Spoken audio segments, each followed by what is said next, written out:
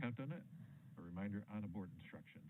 In the need for an urgent abort, operators shall call hold on the primary countdown net.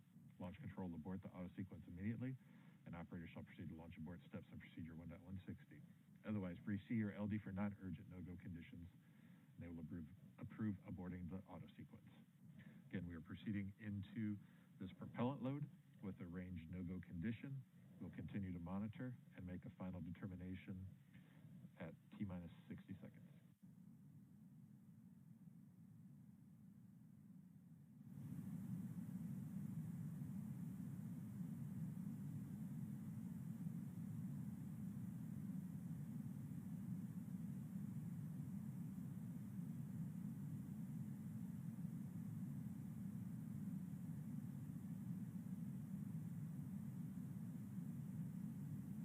Launch auto started.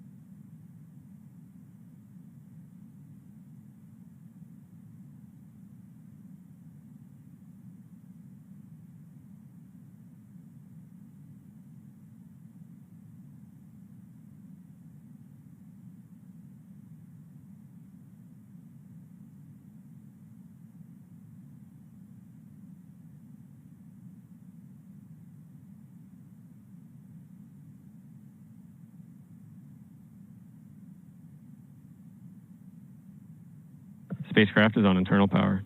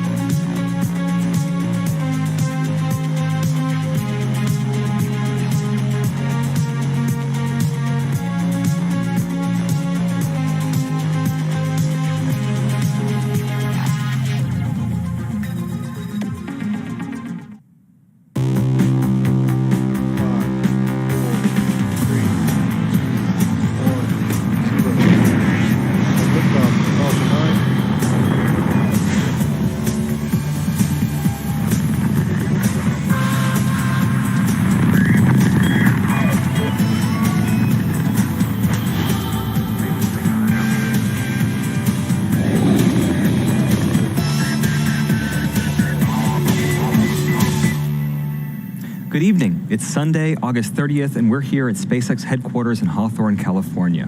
You're looking at a live view of the Falcon 9 rocket as it awaits its 7:18 p.m. Eastern Time launch from Cape Canaveral Air Force Station in Florida. My name is Michael Andrews, and I'm a supply chain supervisor here at SpaceX. For tonight's mission, we'll be placing the SAOCOM-1b Earth observation satellite into a low-Earth sun-synchronous orbit for the National Commission of Space Activities of Argentina, known as CONAI. Now, it's the second and final satellite of our SAOCOM constellation. If you recall, SpaceX launched the first satellite, SAOCOM-1a, back in October 2018 from Vandenberg Air Force Base in Florida. The satellite's main goal is to gather soil moisture information. The data provided by SAOCOM helps increase productivity and competitiveness of sectors like agriculture by generating, for example, risk maps that can help control crop diseases, by implementing efficient fertilizer systems, and for early flood warnings. The two SAOCOM satellites will work in partnership with Italy's Cosmo SkyMed constellation. All the satellites will work together to provide Earth imaging. Each SAOCOM satellite can acquire about 225 images every day. We also have two smaller rideshare satellites on board, Tyvac 0172 and the GNOMES 1 small sat for Planet IQ. Now, Planet IQ designs, builds, launches, and operates one of the most advanced constellations of radio occultation weather forecasting satellites. Radio occultation is a technology that measures and analyzes the signals generated by GPS satellites to determine weather data such as pressure, temperature, and water vapor.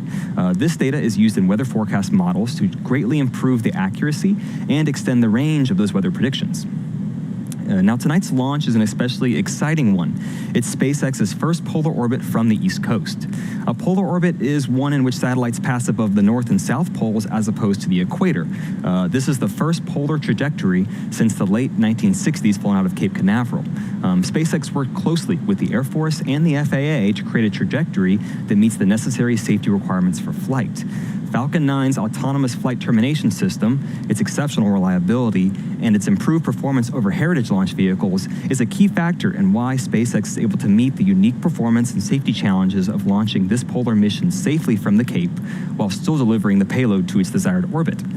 Due to the flight path tonight, people along the eastern coast of Florida, including Miami, may be able to see Falcon 9 as it launches to space, as well as our second stage burn following stage separation, and maybe even the first stage boostback burn as it makes its way back to Earth for landing. And because of the time of the day of launch, about 30 minutes before sunset, we might get nice illuminations of the contrails if clouds aren't in the way. Now let's take a look at Falcon 9 out on the pad at the Cape. Good evening. My name is Andy Tran, and I'm a production supervisor here at SpaceX. We're looking at a live view of Falcon 9, our 70-meter, two-stage liquid-fueled launch vehicle as it sits at Cape Canaveral. The bottom two-thirds of the vehicle is the first stage. Its objective is to accelerate the vehicle through the Earth's atmosphere and then separate from the rest of the rocket. For today's mission, it's going to be the fourth flight for this particular first stage booster. It previously supported two cargo resupply missions, CRS 19 and 20, as well as our 9th Starlink launch in June of this year. Like its previous missions, we are going to be attempting to recover this booster, but this time back at land on Landing Zone 1. Now, after the first stage separates, the second stage will then carry the SAOCOM-1b and our two rideshare satellites to a sun-synchronous orbit. Sun-synchronous orbits travel over the Earth's poles as the planet rotates underneath, with the satellite passing over a particular section of the Earth at the same time each day. This type of orbit also provides a constant amount of sunlight, making them especially good for imaging satellites like the ones we have on board tonight. At the top of the rocket, you'll notice a large nose cone. This is called the satellite fairing. It's a composite structure and protects the rocket from the forces of ascent and also houses our payloads. Once the vehicle is outside of the Earth's atmosphere, the fairing will separate to expose the satellites into space. For tonight's mission, both fairing halves are brand new. We only have one recovery ship supporting today's mission, Miss Chief, you can see on screen right now. So we won't be able to attempt to catch these fairing halves, but rather try to scoop them out of the water once they land. The other recovery vessel, Miss Tree, was positioned to support today's Starlink mission, which has now been rescheduled for later on this week. And finally, the large truss structure next to Falcon 9 is called the Transporter Erector, or TE. The TE's job is to roll Falcon 9 out to the launch pad, raise it to a vertical launch position, and also route power, fluids, and communication to the rocket and satellite. Falcon 9 rolled out to the pad with the payload on Friday evening and went vertical yesterday at 2 p.m. Eastern Local Time. The SpaceX chief engineer held a technical poll at T-minus 1 hour, and our launch director held a propellant load and launch go, no-go poll at T-minus 38 minutes. If we do have to call a hold on today's launch for any reason, we do have a backup opportunity tomorrow, same time, pending range acceptance. In terms of fuel, Falcon 9 began loading propellants at T-minus 35 minutes, and that process is still currently underway. Falcon 9 uses a refined form of kerosene called RP1, Rocket Propellant 1, for its fuel, and super-chilled liquid oxygen, known as LOX, for the oxidizer. Currently, RP1 is nearly fully loaded on the first stage, about 36,000 gallons, and the second stage is fully fueled at about 9,600 gallons. Liquid oxygen, though, it's still loading on both stages. In terms of helium, we've also begun to load helium into Falcon 9. The vehicle uses helium gas as a pressurant, and it helps push the RP1 and LOX through the Merlin engines. Think of like your car, gravity keeps all the fuel at the bottom. We don't have that luxury in zero gravity, so the helium pushes that fuel to our engine's turbopumps. And then at T-minus 7 minutes, our engine chill process will begin. This is where we allow a small amount of the super chilled LOX to flow into the Merlin engine's turbopumps prior to the full flow of LOX into the vehicle. This helps us avoid any kind of thermal shocks to the system. That LOX is negative 338 degrees Fahrenheit after all. Finally, the transporter erector will retract away from the rocket slightly at around T-minus 4.5 minutes, and this provides enough clearance for Falcon 9 to lift off. The vehicle is healthy, and we, the folks in Mission Control, are currently working no issues on the rocket. In terms of the payload, at T-minus 15 minutes, the SAOCOM-1b satellite finished transitioning from external to internal power. Our two rideshare small sats were already on internal power before the countdown began. It's been a busy weekend at the Cape with a lot of launch opportunities, but the range is approving us and accepting this launch attempt. But weather, let's talk about weather. We know that it did postpone our Starlink launch earlier today, and it does have a real chance of doing that again for this mission. There are a lot of storm cells being generated in Central Florida, and they're heading east towards the Cape. We're still monitoring that situation, and we probably will down to the last minute. But barring weather, all systems continue to be go for a liftoff at 7:18 p.m. Eastern Time. Tonight's launch is of the SAOCOM-1b satellite for our customer CONAI, the government of Argentina's National Civilian Space Agency. SAOCOM-1b is part of a two-satellite system that will use a radar technology known as Synthetic Aperture Radar, or SAR, to monitor the Earth. As we mentioned earlier in the webcast, SpaceX launched the first of these satellites, SAOCOM-1a, in the fall of 2018. With the launch coming up in just about T-minus 6 minutes and 30 seconds, let's take a closer look at the capabilities of the SAOCOM-1b satellite.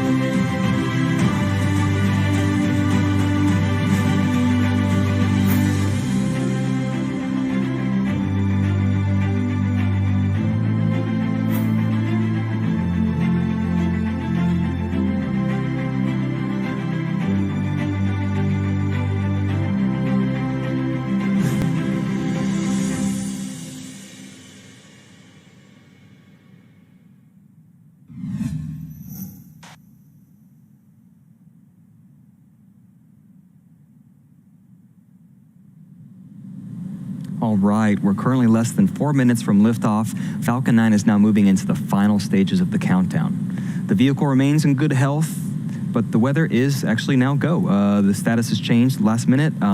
In terms of fuel, the first and second stages are now fully fueled with RP1. LOX loading will continue for the next few minutes. And also one thing you'll hear 1 minute before liftoff, you'll hear the announcement that Falcon 9 is in startup mode. This means that the rocket's own internal computers are now autonomously controlling the launch countdown. The SAOCOM-1b payload continues to be healthy. The Falcon 9 team is tracking no issues on the rocket. Weather has just recently opened up and is looking good, and the range is green for launch. As a reminder, if we don't launch today, we do have that backup opportunity tomorrow, pending range acceptance at 7:19 p.m. Eastern local time. And with just under 3 minutes to go before launch, let's listen in to the final countdown prior to liftoff.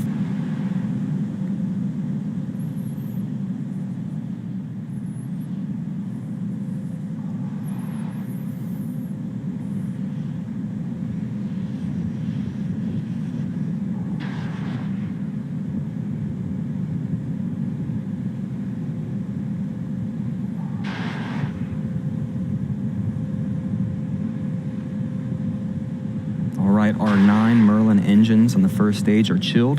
They're ready for flight. The LOX loading will complete on that second stage in just a few seconds. Once that occurs, you'll start seeing more of this white clouds venting.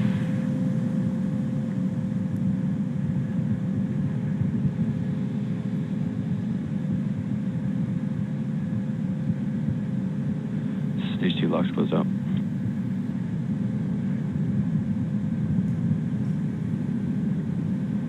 And as our LOX is fully loaded and it's topped off, you'll start seeing this condensation, these clouds form more and more right up until liftoff.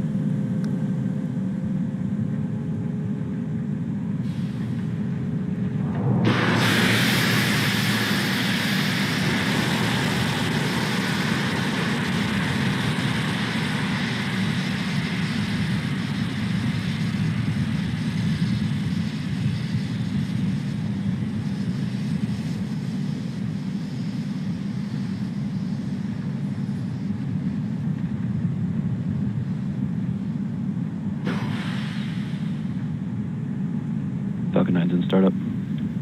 All right, we have entered startup mode. Falcon 9 has taken over the remainder of the countdown. We're just waiting for the go for launch callouts. Stage 2, press for flight. LD, go for launch.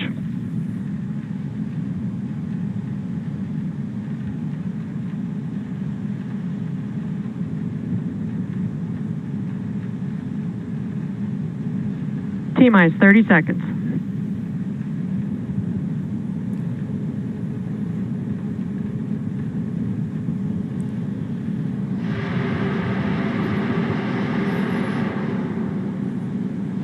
T-minus 15 seconds. Falcon 9 is in flight. 10, 9, 8, 7, 6, 5, 4, 3, 2, 1. 0. Ignition. And liftoff of Falcon's first East Coast polar launch, Ola, Argentina.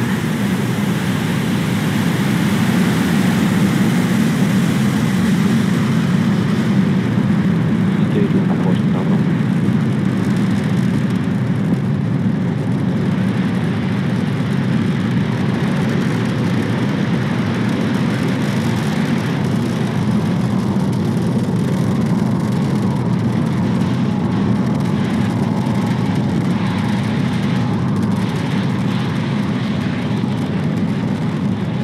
We're now 40 seconds into flight. Falcon 9 has taken off. It's cleared the tower, and we're currently throttling down to prepare for maximum Q.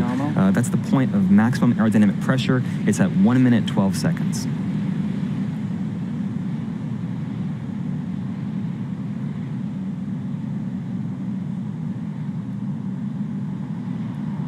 Vehicle is supersonic.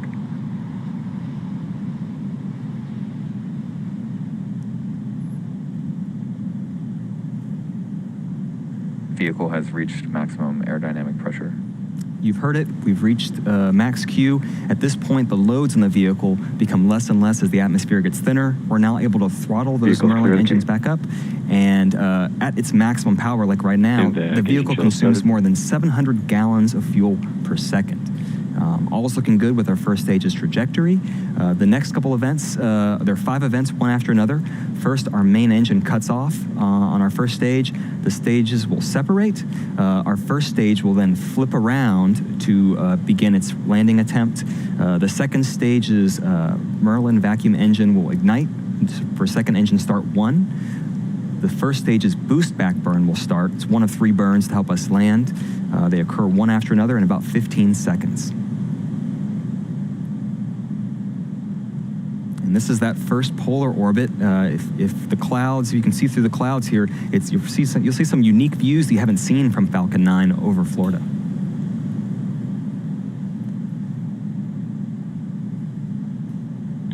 And we have Miko. Stage separation confirmed.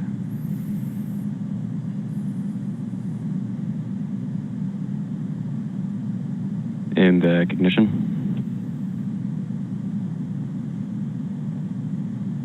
All right, all of those events happen successfully one after another. This boost back burn, it'll last about 40 seconds. And so you see it on the left-hand side of the screen. On the right-hand side, you will see our second stage carrying those 3 satellites to orbit. And coming up next in about 20 seconds, that boost back burn will end, and then we'll have our fairing deployment.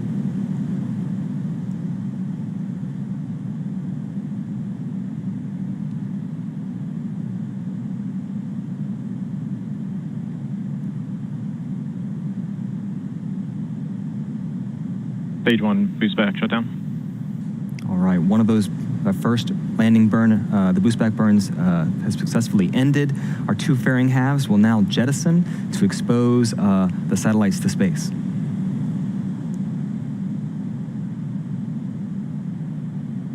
you see the first stage is already being a turnaround, and you can see the nitrogen from our attitude control system helping guide it back. Fairing separation confirmed. There you see our 2 fairing Acquisition halves signal, Bermuda. have jettisoned.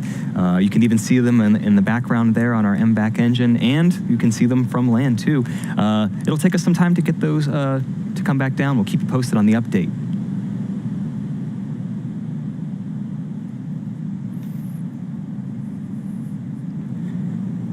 We are T plus 4 minutes and 13 seconds into flight. Everything is looking great for tonight's mission. On the right-hand side of your screen is a view of our second stage, specifically its Merlin vacuum engine. We also call it MVAC engine for short. It's currently in the first of its 2 first and only planned MVAC burn. The first burn should last for about another 4 minutes. On the left-hand side of your screen is a view of our first stage looking downward. It's continuing to fall back towards Earth. The next milestone for the first stage is its first stage entry burn. Falcon 9 needs to execute an entry burn to slow itself down before hitting the dense parts of the atmosphere. Without this second burn, relying on the atmosphere alone to slow Falcon 9 down would put unnecessary strain on the rocket. That entry burn is coming up at T plus 6 minutes and 10 Second stage seconds. is following nominal trajectory. Acquisition of signal, South Texas. You may have also noticed that we've deployed our 4 hypersonic grip fins. Those are the honeycomb-like structures that you see on the left-hand side of your screen.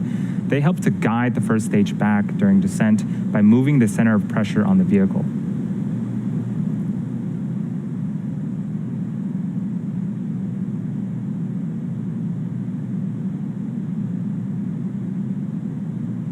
Again, those bursts of gas are nitrogen. It's absolutely normal, and those help to orient the rocket during its descent back towards Earth.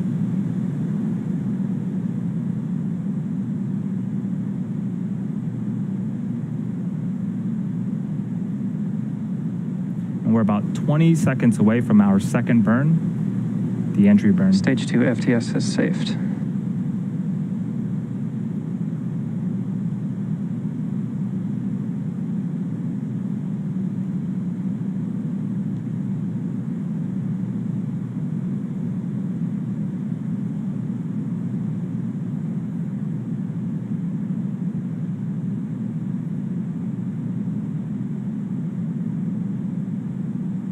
Stage 1 entry burn startup. And 3 Merlin engines have relit and are currently slowing the first stage down before it hits those dense parts of the atmosphere.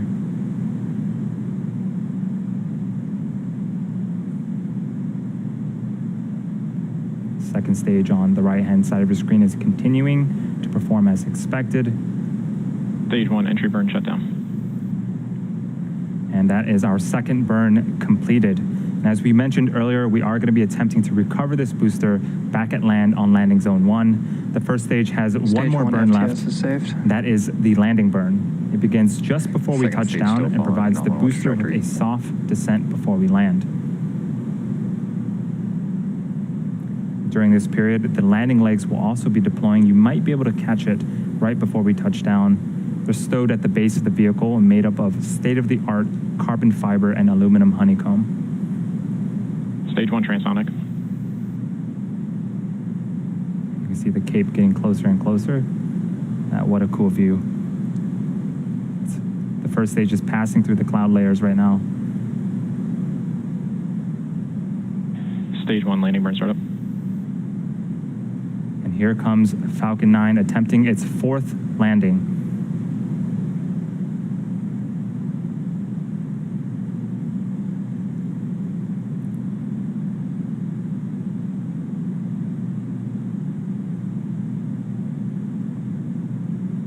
Stage 1 landing leg deploy.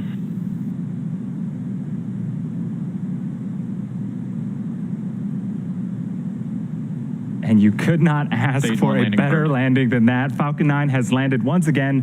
That is number 4 for this first stage booster and the 58th overall of an orbital class rocket. What a way to start off tonight's mission. The second stage and our primary mission are still continuing and remain healthy. The next milestone for the second stage is second engine cutoff 1, also known as SAOCOM-1, and that is coming up at T plus 10 minutes and 5 seconds. During second engine cutoff 1, we'll be shutting down the second stage's MVAC engine. And as we approach this period, we'll be listening very closely for 2 callouts: verification of SAOCOM-1 and then confirmation of a good orbital insertion. Both are going to be critical to ensuring that we deliver all 3 payloads to their intended orbits tonight.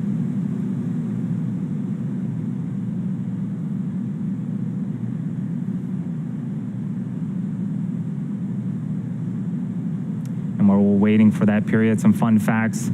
The engine you see on screen can produce over 200,000 pounds of thrust. The second stage is currently traveling at over 20,000 kilometers an hour. At those speeds, you could travel from Los Angeles to New York in just 12 minutes. Very, very fast.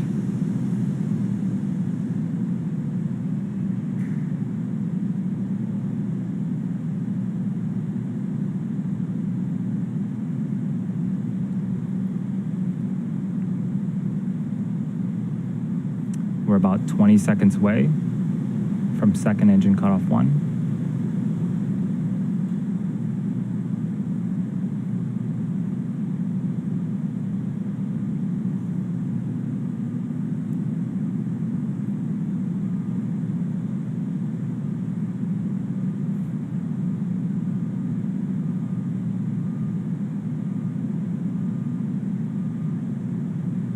And we have SECO. And the second stage Merlin vacuum engine has successfully had SAOCOM-1. Nominal orbit insertion. And that is the other call out we were waiting to hear on, a good orbital insertion. In just about 3 minutes, we will have the first of our 3 deployments. Until then, we are going to take a short break and be back around the T plus 13-minute mark for the deployment of the SAOCOM-1b satellite.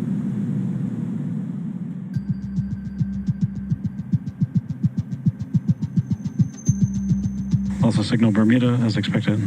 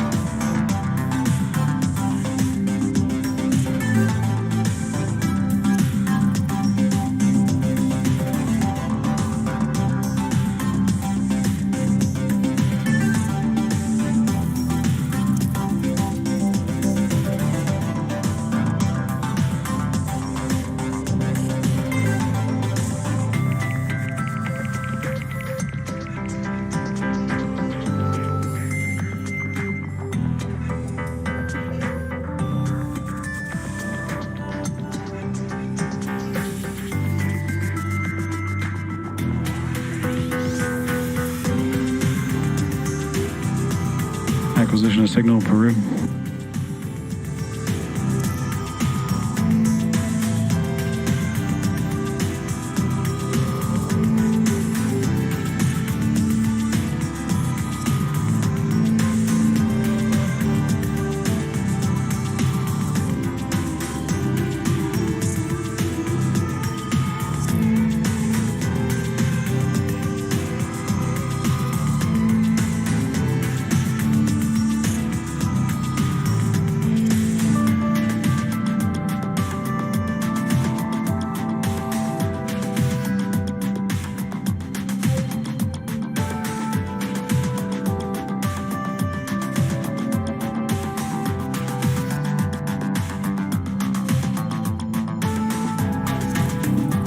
Well, welcome back from our mini coast phase. For those of you just joining us, we successfully launched our Falcon 9 rocket from Cape Canaveral on a polar orbit trajectory. We had a successful stage separation, a successful land landing, the fourth landing for this booster, and we're waiting the deployment of the SAOCOM-1b satellite. It's just about 10 seconds, 15 seconds away. It's the second and final satellite in this constellation. We first launched its sister satellite, SAOCOM-1a, in the fall of 2018.